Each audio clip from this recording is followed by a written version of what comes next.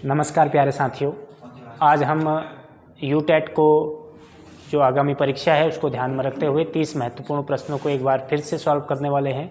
पिछले सेशन में हमने देखे थे 30 महत्वपूर्ण प्रश्न, ठीक उसी प्रकार 30 महत्वपूर्ण प्रश्नों का एक सेट एक बार और लेके आया हूं जो 2023 के यूटेट एग्ज़ाम में पूछे गए थे। बाल मनोविज्ञान के प्रश्न थे। तो ज़्यादा बातचीत न करते हुए डिस्कशन करते हैं। देखते हैं आज का पहला क्वेश्चन। आज का पहला क्वेश्चन इस प्रकार है, विकास बढ़ता है, 4 ऑप्शन है। विशिष्ट से सामान्य की ओर, सामान्य से विशिष्ट की ओर, साधारण से सरल की ओर, या फिर है सरल से कठिन की ओर। तो जो विकास बढ़ता है वो बढ़ता है सामान्य से विशिष्ट की ओर, जनरल टू स्पेसिफिक, सामान्य से विशिष्ट की ओर, ठीक। फिर अगला क्वेश्चन है, दूसरा है, परिवर्तन का सर्वाधिक कार्यकारी कारक क्या है। कि परिवर्तन 4 ऑप्शन दिए हैं, इसमें से आपको बताना है कि परिवर्तन का सर्वाधिक कार्यकारी कारक क्या है, यानी परिवर्तन इनमें से कौन सी चीज़ों से सर्वाधिक ज़्यादा होता है। तो 4 ऑप्शन है इसमें है कास्ट, जाति, रिलीजन, धर्म, एजुकेशन और गवर्नमेंट। तो आपको राइट आंसर इसमें बताना है। तो परिवर्तन का सर्वाधिक कार्यकारी जो कारक हो जाएगा वो हो जाएगा एजुकेशन। शिक्षा परिवर्तन का सर्वाधिक जो है कार्यकारी कारक है। अगला क्वेश्चन है तीसरा, व्यक्तिक भिन्नता प्रदर्शित करते हैं अथवा एक शिक्षक को क्या करना चाहिए। 4 ऑप्शन है, सीखने के विविध अनुभवों को उपलब्ध कराना चाहिए, अधिगम की एक समान गति पर बल देना चाहिए, फिर है कठोर अनुशासन सुनिश्चित करना चाहिए, फिर कक्षाओं की संख्या बढ़ा देनी चाहिए। तो व्यक्तिक विभिन्नता प्रदर्शित कर रहे हैं क्लास में, तो एक शिक्षक को क्या करना चाहिए, अधिगम के जो है सीखने के विविध अनुभवों को उपलब्ध कराना चाहिए। सीखने के जो है अलग अलग अनुभवों को क्लास में उपलब्ध कराना चाहिए, ठीक है। अगला क्वेश्चन है, शिक्षण का मुख्य उद्देश्य होना चाहिए। 4 ऑप्शन आपके सामने हैं। पहला ऑप्शन है रोजगार के लिए अधिगम को तैयार करना, दूसरा ऑप्शन है उच्च कक्षाओं के लिए तैयार करना, तीसरा है अधिगम को सुगम बनाना, फिर चौथा ऑप्शन है आत्मविश्वास विकसित करना। तो शिक्षण का जो मुख्य उद्देश्य है वो होता है अधिगम को, सीखने की स्थिति को सृजित करना, यानी सीखने को सुगम बनाना, ठीक। अगला क्वेश्चन है, शिक्षा की गुणवत्ता विशेष रूप से निर्भर करती है, ठीक है, किस पर निर्भर करती है। 4 ऑप्शन है, बुनियादी ढांचा सुविधाओं पर, वित्तीय प्रावधान पर, अंतर्राष्ट्रीय समर्थन पर, या फिर शिक्षक की गुणवत्ता पर। तो जो शिक्षा की गुणवत्ता है वो विशेष रूप से शिक्षक की गुणवत्ता पर जो है निर्भर करती है। डी ऑप्शन इसका सही हो जाएगा। अगले क्वेश्चन की तरफ बढ़ते हैं। एक अच्छे अध्यापक से अपेक्षा है कि, 4 ऑप्शन है, एक अच्छे अध्यापक के रूप में उनसे क्या अपेक्षाएं की जाती हैं। 4 ऑप्शन है, देखिए क्या है। पहला ऑप्शन है, वह बच्चों की अच्छी गुणवत्ता के नोट्स लिखवाए। क्या एक अच्छा जो अध्यापक है वो बच्चों को बहुत अच्छे नोट्स तैयार करवाता है। बी है, वह बच्चों को अपने नोट्स स्वयं तैयार करने के लिए देता है। सी है, वह बच्चों के विषय में पूर्ण ज्ञान विकसित करे, या फिर डी ऑप्शन है, वह बच्चों के चिंतन को उत्प्रेरित करे। एक अच्छा शिक्षक वो है जो बच्चे में क्यूरियोसिटी जो है पैदा करे और बच्चों के चिंतन को उत्प्रेरित करे। तो डी ऑप्शन इसका जो है सही हो जाएगा, ठीक, डी ऑप्शन हमारा सही हो जाएगा। अगला क्वेश्चन है, बच्चों में भाषाई विकास के लिए जरूरी है कि, बच्चों में भाषाई विकास के लिए क्या जरूरी है। ए ऑप्शन है, लिखना, पढ़ना, बोलना और सुनने का अभ्यास करना चाहिए। बी ऑप्शन है, उन्हें अधिक से अधिक अपने विचार व्यक्त करने के अवसर देने चाहिए। सी ऑप्शन है, भाषाई कौशलों को विकास हेतु गतिविधियां आयोजित की जानी चाहिए, या फिर उपरोक्त सभी। तो बच्चों में भाषा के विकास के लिए लिखना, पढ़ना, बोलना और सुनने का अभ्यास भी बहुत ज़रूरी है। उन्हें अधिक से अधिक विचार व्यक्त करने देंगे तो उससे भी भाषा का विकास होगा। भाषाई कौशलों के विकास के लिए जो गतिविधियां, सेमिनार वगैरह और एक्टिविटी करवाते हैं वो भी करते रहनी चाहिए, यानी कि उपरोक्त डी इसके सभी ऑप्शन सही आंसर हो जाते हैं। 8वां क्वेश्चन है, कथन है प्रायः लड़कियां विज्ञान में कमज़ोर होती हैं। एक कथन है कि प्रायः जो लड़कियां हैं वो विज्ञान विषय में कमज़ोर होती हैं, ये क्या दर्शाता है।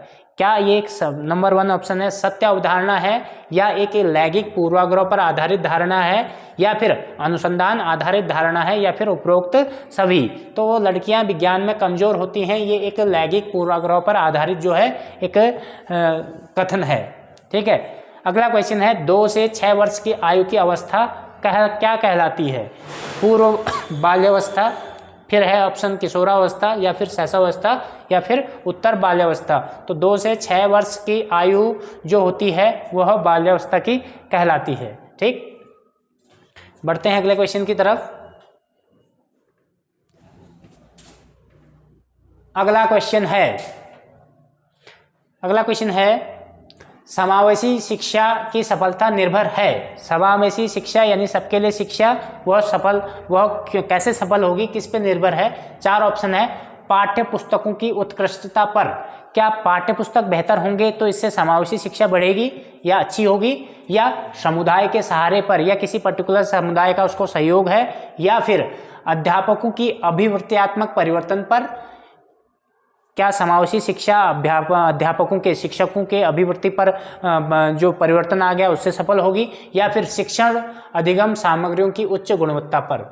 तो सही आंसर होगा अध्यापकों की अभिवृत्त्यात्मक परिवर्तन पर। अगर जो अध्यापक ने अपने अभिवृत्ति पर जो है परिवर्तन कर लिया तो समझ लो समावेशी शिक्षा जो है उस पर सफल हो जाएगी। ठीक, अगला क्वेश्चन है, कथन है कि रीना हर पाठ को बहुत जल्दी सीख लेती है जबकि बीना उसे सीखने में बहुत ज़्यादा समय लेती है।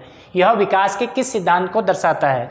ठीक, मैं हमेशा कहता हूं कि हर बच्चा सीखने में एक जैसा नहीं होता, कुछ स्लो लर्नर होते हैं, कुछ फास्ट लर्नर।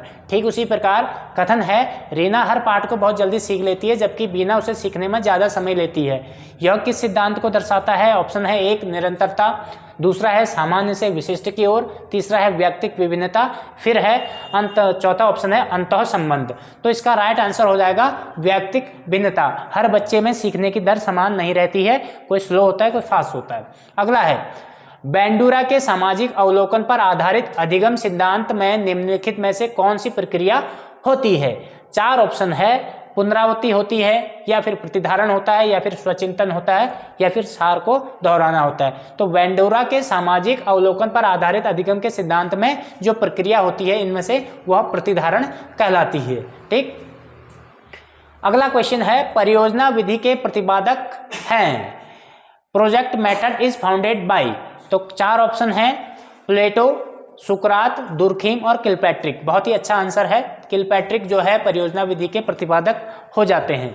अगला क्वेश्चन है जॉन ड्यूबी द्वारा समर्थित लैब विद्यालय के उदाहरण हैं। जॉन ड्यूबी द्वारा जो लैब विद्यालयों का समर्थन किया गया उसके उदाहरण क्या क्या हैं? पहला है प्रगतिशील विद्यालय, दूसरा है पब्लिक विद्यालय, तीसरा है सामान्य विद्यालय और चौथा है फैक्ट्री विद्यालय। तो जॉन ड्यूबी प्रगतिशील जो विद्यालय के समर्थक थे।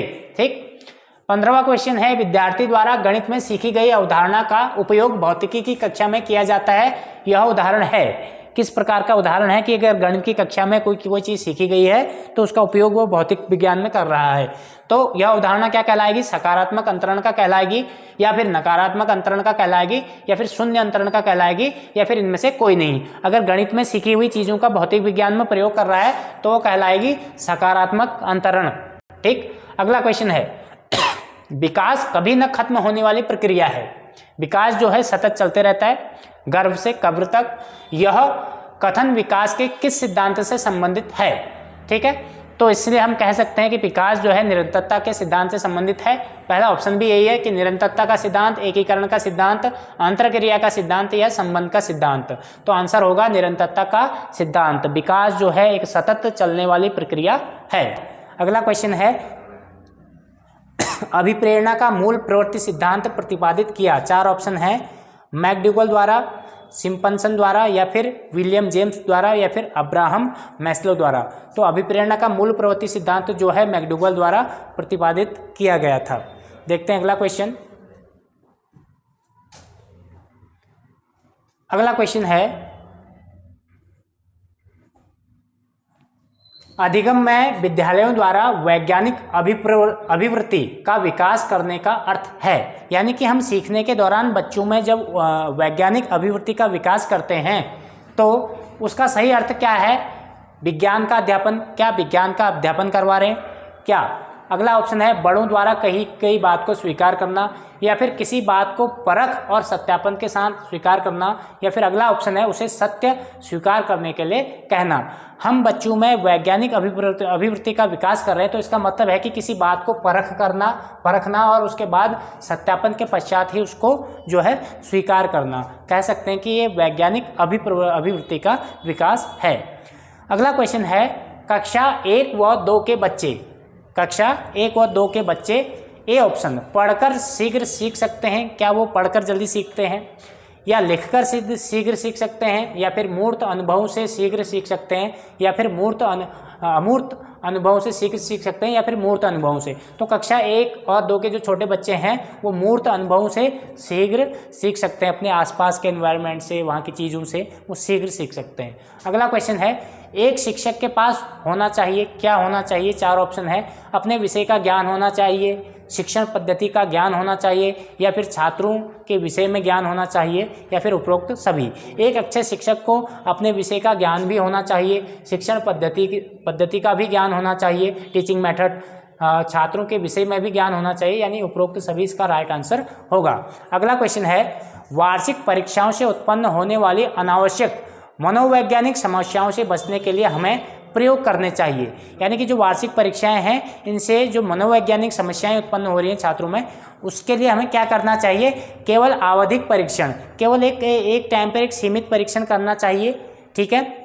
दूसरा है दूसरे विद्यालयों के अध्यापकों द्वारा परीक्षण, क्या बच्चों का दूसरे विद्यालय से अध्यापकों को बुलाकर उनका परीक्षण करना चाहिए, या फिर कोई परीक्षण नहीं होना चाहिए? अगला ऑप्शन है आवधिक परीक्षण सुधारात्मक उपायों के साथ। ठीक है, जो आवधिक परीक्षण है सुधारात्मक उपायों के साथ होना चाहिए। अगला क्वेश्चन है शिक्षण अधिगम प्रक्रिया के हिसाब से एक अच्छा शिक्षक वह है जो, शिक्षण अधिगम प्रक्रिया के हिसाब से एक अच्छा शिक्षक कौन कहलाएगा? 4 ऑप्शन है। बातें करने वाले को दंडित करता है, यानी कि जो बात करने वाले को दंडित करता है वो अच्छा शिक्षक है, या फिर उदासीन है, या फिर कक्षा में बातचीत रोकने में सफल हो जाता है, या फिर सोचता है कि बातचीत का सीखने के संसाधन के रूप में उपयोग किया जा सकता है। ये पॉजिटिव आंसर है कि जो बच्चे क्लासरूम में बात कर रहे हैं तो सीखने के संसाधन के रूप में उसे देखना चाहिए। हो सकता है कि वो कुछ पॉजिटिव डिस्कशन कर रहे हों जिसका यहाँ संसाधन के तौर पर उपयोग हो सके। अगला क्वेश्चन है बच्चों को अपने अध्ययन में प्रयास हेतु प्रोत्साहित करने के लिए शिक्षक को ... की आवश्यकता होती है। किसकी आवश्यकता होती है कि बच्चे अपने अध्ययन में उसको प्रेरित करें? पहला है बच्चों को डांटने, दूसरा है बच्चों को नियंत्रण में रखने, तीसरा है अन्य बच्चों के साथ तुलना करने, या फिर बच्चे को प्रेरित करें। तो बच्चों को अपने अध्ययन में प्रयास हेतु प्रोत्साहित करने के लिए बच्चों को प्रेरित करना चाहिए, बच्चों को प्रेरित करने की जो है आवश्यकता है। अगला क्वेश्चन है विचार न केवल भाषा को निर्धारित करते हैं बल्कि उसे आगे भी बढ़ाते हैं, यह विचार ... द्वारा रखा गया था। विचार न केवल भाषा को निर्धारित करते हैं बल्कि इसे आगे भी बढ़ाते हैं, यह किसने कहा था? क्या पावलोव ने कहा था, या कोहलरबर्ग ने कहा था, या वाइगोत्स्की ने कहा था, या फिर जीन पियाजे ने? तो विचार न केवल भाषा को निर्धारित करते हैं बल्कि उसे आगे भी बढ़ाते हैं, यह जीन पियाजे साहब ने कहा था। अगला क्वेश्चन है शिक्षक को विद्यार्थी के साथ कैसा व्यवहार करना चाहिए? 4 ऑप्शन है। बड़ों की तरह करना चाहिए, पिता की तरह करना चाहिए, या फिर सामान्य, या फिर दोस्त की तरह। तो एज ए फ्रेंड जो है शिक्षक को जो है बच्चों के साथ व्यवहार करना चाहिए। अगला क्वेश्चन देखते हैं। अगला क्वेश्चन है निम्नलिखित में से किस सिद्धांत को पुनर्बलन के सिद्धांत के रूप में जाना जाता है? पुनर्बलन के सिद्धांत, रेनफोर्समेंट। पुनर्बलन के सिद्धांत को किस सिद्धांत को जाना जाता है? 4 ऑप्शन है। सूच का सिद्धांत, उद्दीपक प्रतिक्रिया सिद्धांत, शास्त्रीय अनुबंधन सिद्धांत, या फिर क्रिया प्रसूत अनुबंधन सिद्धांत। तो क्रिया प्रसूत अनुबंधन सिद्धांत को जो है सूच जो है पुनर्बलन के सिद्धांत के रूप में जाना जाता है। अगला क्वेश्चन है कक्ष में शिक्षक व विद्यार्थी के मध्य संप्रेषण होना चाहिए। कैसा संप्रेषण होना चाहिए? वार्तालाप का कैसा माध्यम होना चाहिए? उद्देश्य केंद्रित होना चाहिए, या फिर विद्यार्थी केंद्रित होना चाहिए, या फिर शिक्षक केंद्रित होना चाहिए, या फिर पाठ्य पुस्तक केंद्रित होना चाहिए? तो शिक्षक व विद्यार्थी के मध्य जो संप्रेषण होता है वह विद्यार्थी केंद्रित, लर्नर ओरिएंटेड होना चाहिए। ठीक। अगला क्वेश्चन है छात्रों को ठीक, शाबाश, बहुत अच्छा कहना क्या है? ठीक। 4 ऑप्शन है। अशाब्दिक पुनर्बलन है, शाब्दिक पुनर्बलन है या फिर नकारात्मक शाब्दिक पुनर्बलन है या फिर सकारात्मक शाब्दिक पुनर्बलन है। तो छात्रों को कक्षा के बीच में या पढ़ाते वक्त उनको शाबाश, वेरी गुड ऐसे शब्द कहना, तो क्या है, यह एक सकारात्मक जो है शाब्दिक पुनर्बलन है। अगला क्वेश्चन है, परामर्श में सम्मिलित नहीं है। परामर्श में क्या सम्मिलित नहीं है आपको उसमें से बताना है। पहला ऑप्शन है बच्चों के दृष्टिकोण को समझना, दूसरा ऑप्शन है बच्चे को धैर्यपूर्वक सुनना, तीसरा ऑप्शन है बच्चे को अनुशासन में रखना और चौथा ऑप्शन है बच्चे से मित्रतापूर्वक बातचीत करना। तो परामर्श में क्या शामिल नहीं है, एक तो पहले देखेंगे क्या शामिल है। बच्चे के दृष्टिकोण को समझना परामर्श के अंतर्गत है, बिल्कुल सही बात है। बच्चे को धैर्यपूर्वक सुनना, बिल्कुल सही बात है, ये भी परामर्श के अंतर्गत आएगा। बच्चे को अनुशासन में रखना फिलहाल साइड रख लें। अगला ऑप्शन है बच्चे को मित्रतापूर्वक बातचीत करना, तो बच्चे ये भी परामर्श में शामिल है। तो ऑप्शन सी जो है इसका जो आंसर पूछा गलत ही था, क्या नहीं है, तो बच्चे को अनुशासन में जो रखना है वो परामर्श के अंतर्गत नहीं आएगा। ठीक है, और आज की कक्षा का अंतिम क्वेश्चन है, निम्न में से खेल शिक्षण विधि के प्रतिपादक कौन है। 4 ऑप्शन है, सुकरात, अरस्तु, किलपैट्रिक या फोब्रेल। तो खेल विधि के जो प्रतिपादक थे वो थे फोब्रेल। तो साथियों ये थे आज के 30 महत्वपूर्ण प्रश्न। अगली कक्षा में हम डिस्कशन करेंगे ईवीएस पर्यावरण अध्ययन से संबंधित विगत वर्ष पूछे गए प्रश्नों को। तब तक के लिए बहुत बहुत धन्यवाद।